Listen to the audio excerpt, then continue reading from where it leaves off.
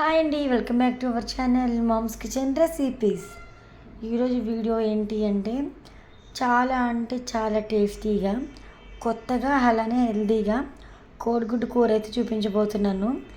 ఎక్కడ video skip చేయకుండా క్లియర్గా చూసేసేయండి. మరి ముందుగా మిక్సీ జార్ తీసుకుని అందులో ఒక 7-8 వరకు వెల్లుల్లి రెబ్బలు, చిన్న అల్లం ముక్క, 2 పచ్చిమిర్చి, అలానే 2 ఉల్లిపాయలు తీసుకొని ఇలా 4 ముక్కలుగా కట్ చేసుకొని తీసుకొని మెత్తని పేస్ట్లా అయితే ప్రిపేర్ చేసుకోవాలండి.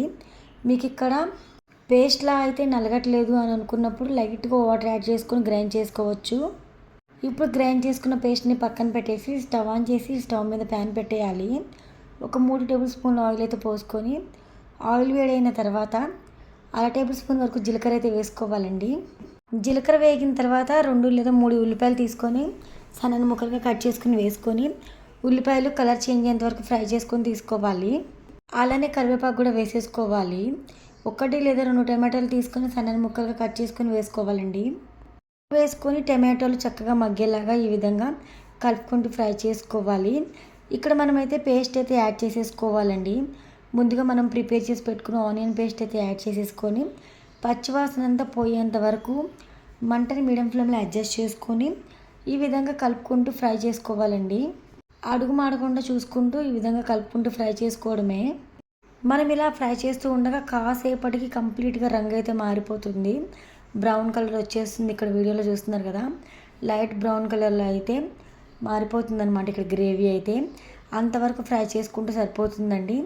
టమాటోలు కూడా చక్కగా మగ్గిపోయాయి. మీరు ఇక్కడ ఒకసారి చూడొచ్చు.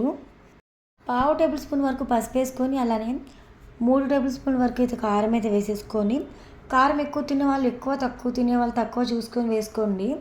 అలానే 1/2 టేబుల్ స్పూన్ వరకు మసాలా పొడి కూడా యాడ్ చేసేసుకొని ఇప్పుడు ఈ ఇంగ్రీడియంట్స్ అన్నీ కూడా గ్రేవీకి అయితే పట్టేలాగా కలుపుకుంటూ ఈ విధంగా ఫ్రై చేసుకోవాలి. ఇలా ఫ్రై చేసేటప్పుడు మంటని లో ఫ్లేమ్లో కానీ మీడియం ఫ్లేమ్లో కానీ అడ్జస్ట్ చేసుకొని ఫ్రై చేయాలండి. హై ఫ్లేమ్లో ఫ్రై చేయకూడదు, ఎందుకంటే మసాలాలు మాడిపోతే టేస్ట్ అనేది బాగుండదు.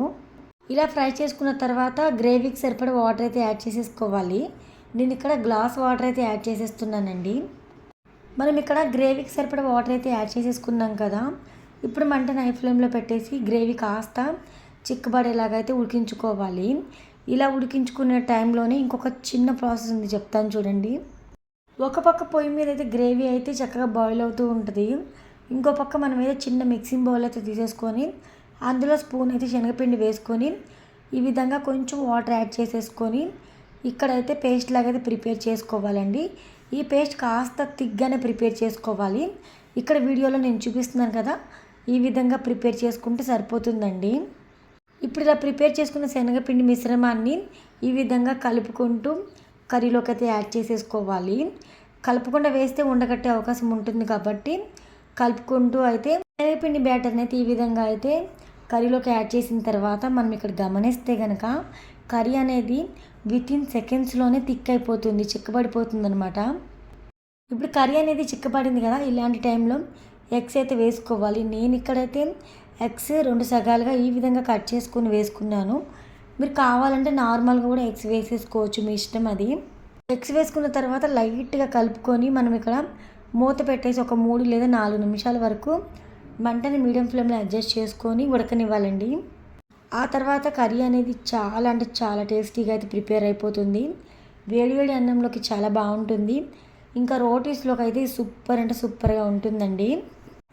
ఇంతేనండి, చాలా సింపుల్గా చాలా టేస్టీగా ఎగ్ కర్రీ ఎలా చేయాలో ఈ వీడియోలో చూశారు కదా. ఈ రెసిపీ మీకు నచ్చినట్లయితే వీడియోకి అయితే లైక్ ఇవ్వండి. అలాంటి మరెన్నో హెల్తీ అండ్ టేస్టీ రెసిపీస్ కోసం మామ్స్ కిచెన్ రెసిపీస్ ఛానల్ని సబ్స్క్రైబ్ చేయడం అస్సలు మర్చిపోవద్దు.